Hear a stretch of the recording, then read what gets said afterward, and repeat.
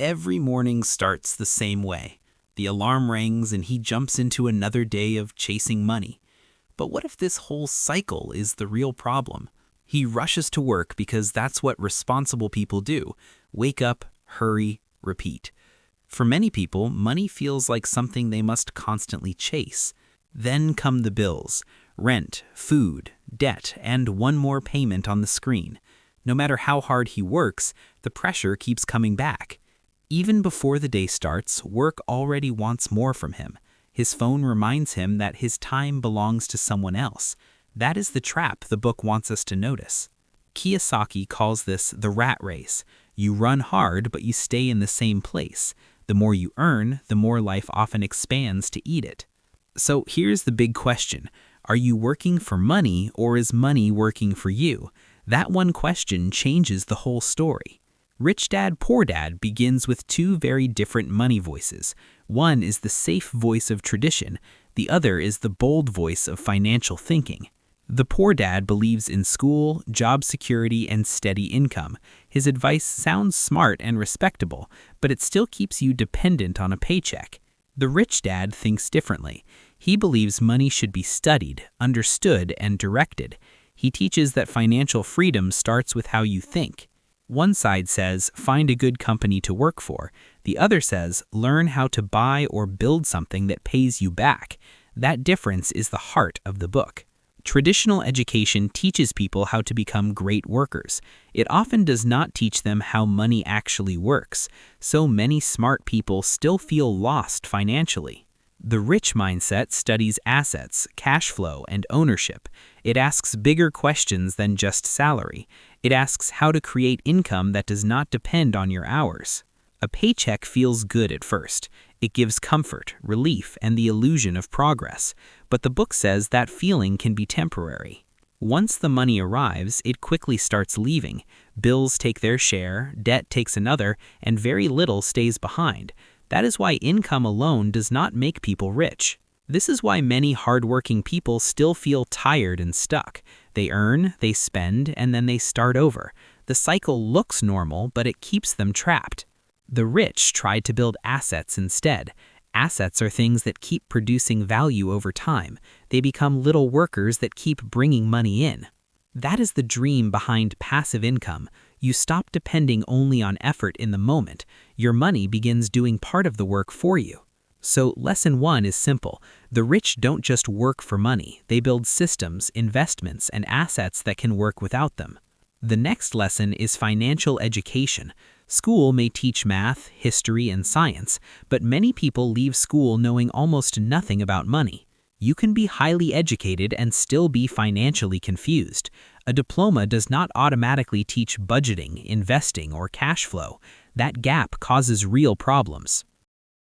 So the rich dad says, learn it yourself. Read books, study money, and understand the language of wealth. Financial literacy becomes a tool for freedom. Start with the basics. Learn how money comes in and how it goes out. If you can read income and expenses clearly, you already see more than most people. Then learn how markets behave. Prices move, trends change, and opportunities appear. Without understanding this, people often act from fear instead of knowledge. It also helps to understand taxes, laws, and structures, not because you need to become an expert overnight, but because rules shape how money moves. Kiyosaki's deeper point is that your mind is your biggest asset. A trained mind sees patterns and possibilities. It notices things other people miss. Money without skill can disappear fast. We have all seen people earn a lot and still end up broke. That is why knowledge matters more than image. Financial education does not guarantee success, but without it, success is harder to keep. That's why the book keeps returning to literacy. Now comes the most famous lesson in the book. An asset puts money into your pocket. It helps you move forward. A liability does the opposite. It takes money out of your pocket. It demands attention, payments, and upkeep.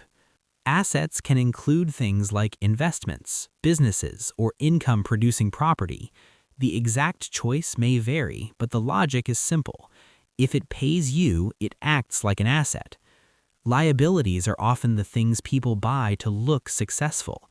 Expensive debt, flashy purchases, and ongoing payments can quietly drain the future. That is the hidden danger. Some examples are debated, especially when it comes to a home. That's why this book should be treated as a mindset guide, not a perfect rule book. The main idea is to think in terms of cash flow. This is where tracking becomes powerful. Write down what you own and what it costs you. Once the numbers are visible, the truth gets harder to ignore.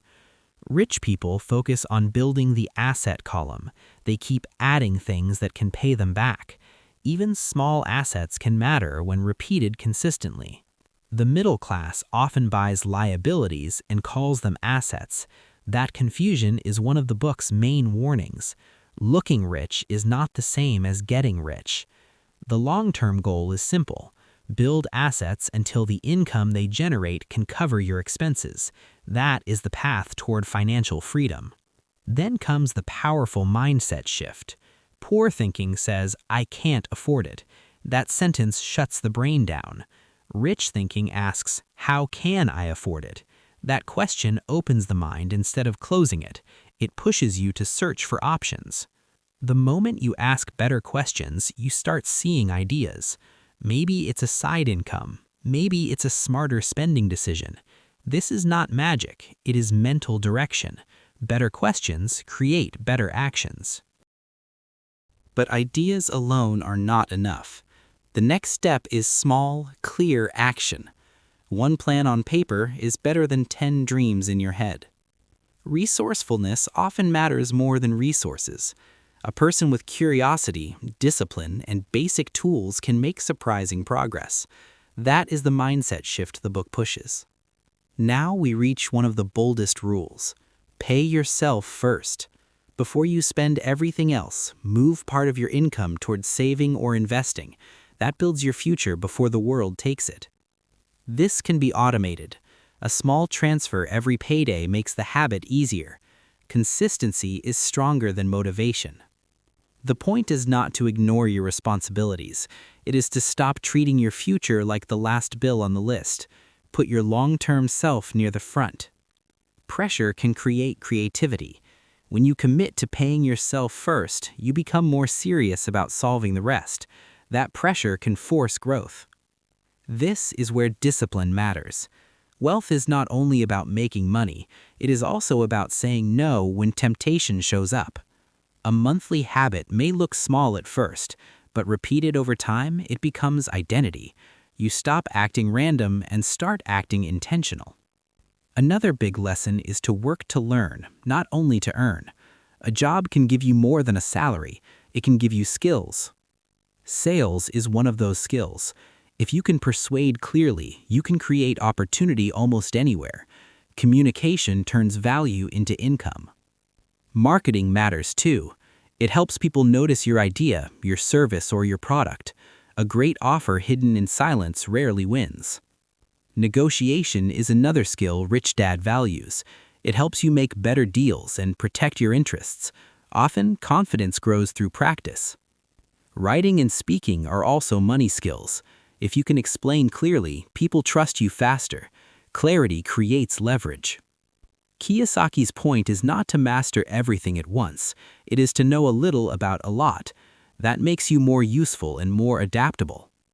Then we come to risk. Most people think safety means avoiding risk completely.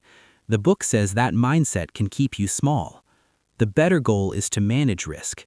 Study first, move carefully, and make smaller bets when needed. Knowledge reduces blind danger. Research is part of respect. Before putting money anywhere, understand what you are doing. Hope is not a strategy. Sometimes you will still lose. That part is real. No serious path to growth is perfectly smooth. But failure can teach if you let it. Winners take notes. Losers often just take the pain. The key is to return wiser. One mistake can become expensive tuition or a permanent excuse. Your response decides which one it becomes. Kiyosaki says most people are controlled by fear and greed. Fear says hide, greed says rush. He uses a simple comparison. When groceries go on sale, people get excited. When investments go on sale, many people panic. That is what emotion does. It makes people react instead of think. It turns movement into confusion. The calm investor pauses first. He checks the plan, the facts, and the reason behind the move. Peace is often a financial advantage. That is why a plan matters so much. If your decisions come from a checklist, emotions have less power. Structure protects you from impulse. Long-term thinking also matters. Wealth usually grows more like a plant than a firework. It rewards patience more than drama. Another lesson is focus. Don't chase every shiny method. Pick one solid path and stick with it long enough to learn. The rich often delay luxury. They build assets first and let assets buy the luxury later. That is a huge difference in order. You also do not have to do everything alone. Rich thinking values mentors. Learning from smart people can save years of confusion. It also values strong teams. If you hire or learn from people smarter than you grow faster. Pride slows progress. A good team can include advisors, specialists, and experienced operators. You do not need all answers in your own head. You need access to better answers. And that starts with better questions. Ask how things work, how risk is managed, and how cash flow is created. Curiosity compounds just like money can. Then comes the idea of minding your own business. Keep your job if needed, but start building something that belongs to you. Your asset column deserves attention. This is not about reckless quitting. It is about gradual transition. Build strength while staying responsible. Every small asset added is another brick in the wall of freedom. It may not look exciting today, but it changes your future. The richest systems do not depend on your constant presence. They keep working after the setup. That is why business systems and assets matter so much. The book also talks about taxes and legal structure. The modern lesson here is simple. Learn the rules instead of ignoring them. Cash flow is what keeps the machine alive. It is not enough to own something on paper. You need to know how money actually moves. Kiyosaki names 5 obstacles: fear, cynicism, laziness, bad habits, and arrogance. These are not market problems. They are personal problems. That means financial progress is also behavior change. Small habits shape your future quietly. So breaking bad patterns matters more than most people think. He also says to choose your influences carefully. Negative voices can make average thinking feel wise. The people around you shape what feels possible. A strong why helps you stay on track. Maybe it is freedom, family, peace, or time. Purpose gives discipline emotional fuel. The good news is that you do not need to start big. Start small, but start clearly. Tiny assets teach big lessons. Then reinvest what grows. Let one asset help create the next. Over time, momentum becomes one of your best friends. Still, it's important to stay balanced. This book is inspiring, but it's not perfect. Some of its advice is debated and should be tested carefully. So treat it as a mindset starter, not a complete financial plan. Read more, compare ideas, and think critically. Even supporters of the book note some claims need context. If you're making serious financial decisions, get real guidance. Learn from qualified people and trusted sources. Wisdom grows faster when it's grounded. And remember, this is not a get-rich-quick message. It's a get smart and stay disciplined message. That's a very different journey. The final picture is simple. Assets cover expenses, stress drops, and time opens up. Financial freedom is really about choice. So if you got value from this, don't let the lesson end here.